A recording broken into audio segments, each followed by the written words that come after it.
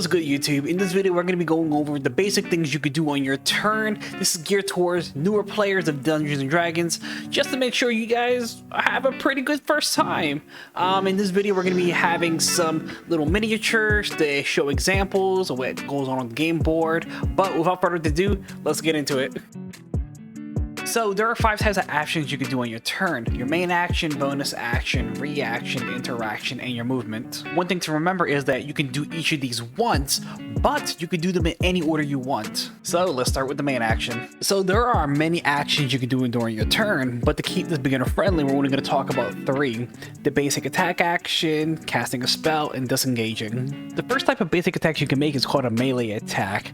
Standard weapons or fists normally have a reach of 5 feet, meaning you have to be right next to what you're trying to hit. Range attacks can be made with longbows, crossbows, and everything you expect to have a range, but certain weapons like daggers, lances, and even hand axes can be thrown. So whether you're using a longbow or throwing a dagger, there are 2 types of ranges associated: an ideal range and a long range. When you're in the ideal range, you're able to make your attacks normally as you would, but when you're in long range, every single attack is going to be made with disadvantage. Anything past the long range number, you're just not able to declare attack on it. In this example, the archer is aiming at the skeleton at the ideal range of 150 feet, which in this case is 30 squares. Anything beyond 150 feet, the archer will be making this attack with disadvantage. Just like range attacks, spells also has a range of their own. In this example, the bard is going to use Vicious Mockery on this enemy, which has a range of 60 feet. To cast a spell on your main action, the casting time must be 1 action. There are spells like Healing Word that has a casting time of 1 bonus action, but if you're going to cast a spell this way, whatever spell you cast on your main action must be a cantrip. In this particular example, this is very legal. The bard's casting Vicious Mockery as his cantrip main action spell, and for his bonus action he's going to cast Healing Word on our monk to help her out. Disengaging is one of the most helpful things you can actually do to help yourself out if you find yourself you bit off a little bit more than you can chew. So when you disengage, when you move away from a fight, because let's say you're not having the best of time there, it doesn't provoke opportunity attacks. We can get more into opportunity attacks when we talk about reactions. Just know that your opponent is able to attack if you move away from his threatened square.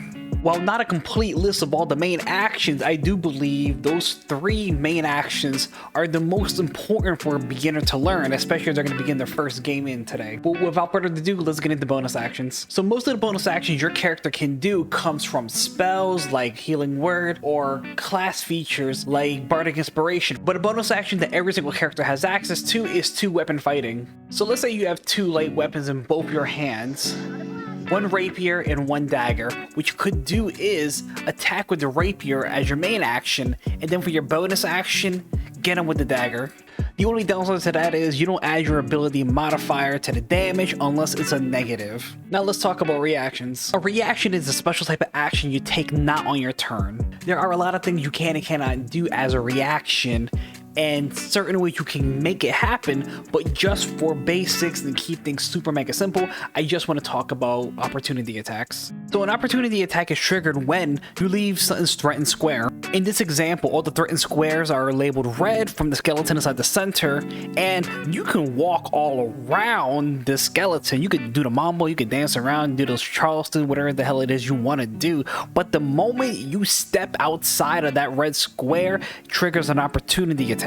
Just remember, the opportunity attacks can only be made with melee weapons or fists. You can use spells if you take some feats, but that's advanced. Interactions are the kind of clock that goes in between or during other actions to keep things running smoothly. The most basic interaction that happens is when you unsheath your sword to get ready for an attack. Other interactions that can happen here are opening and closing a door, or saying a very fast sentence like get down or duck or get out the way. Movement is normally talked about first, but there are 3 major takeaways beginners should get from this.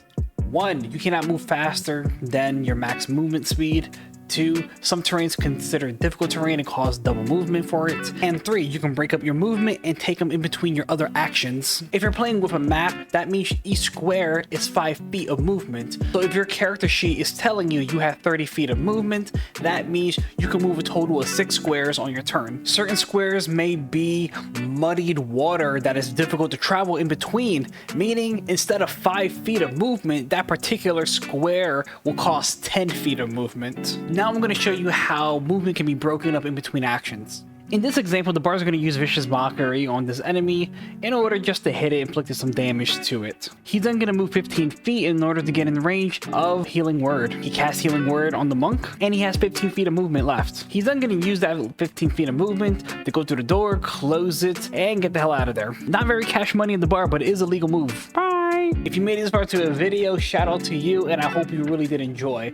But until then, peace.